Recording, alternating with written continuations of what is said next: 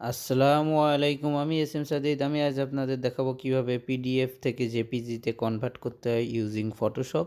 So দেখেন এই ফরম্যাটটা আমার পিডিএফে আছে। এইটাকে আমরা ফটোশপের মাধ্যমে ব্যবহার করে আমরা জেপিজিতে কনভার্ট করব। খুবই ইজি প্রসেস। আমার ভিডিওটা এ টু জেড দেখলে আপনারা খুব সহজেই করতে পারবেন। এখন আমরা ফটোশপ ওপেন করব। দেখেন আমাদের ফটোশপ ওপেন করার পরে আমরা যেই পিডিএফটা ওপেন করতে চাচ্ছি সেইটা ওপেন করব। ওপেনে দিয়ে যেই পিডিএফটা আপনারা ওপেন করতে চাচ্ছেন ওপেন দিয়ে ওই যে এইখান থেকে আমি এই পিডিএফটা চাচ্ছি। সো এইটা আমি এখন ওপেন করব। দেখেন এইখান থেকে সিলেক্ট করে জাস্ট ওপেন, এটা দেখেন পিডিএফে আছে। সো আমরা এটা ওপেন করলাম। ওপেন করার পরে এরকম একটা ইন্টারফেস আসবে, দেন ওকে একটা পেজ আছে, ওকে দেওয়ার পরে খুবই ইজি। এখন জাস্ট এইটা আমরা সেভ করে ফেলবো, জাস্ট ওপেন করে সেভ।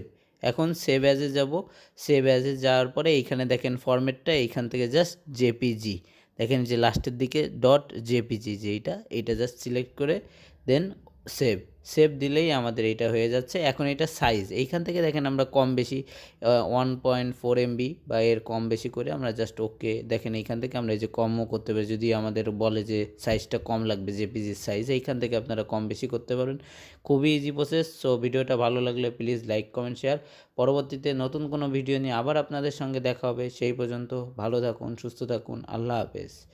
দেখেন এখন আমি আপনাদের এইটাই মানে যে আমি যে কনভার্ট করছি পিডিএফ থেকে জেপিজি সেইটা লাস্টবার দেখায়নি। দেখেন এই যে এটা কনভার্ট হয়ে গেছে। এই যে দেখেন এইখানে ডট জেপিজি দেখছেন, একটু আগে এইটা পিডিএফ ছিল, এখন জেপিজিতে কনভার্ট হয়ে গেছে।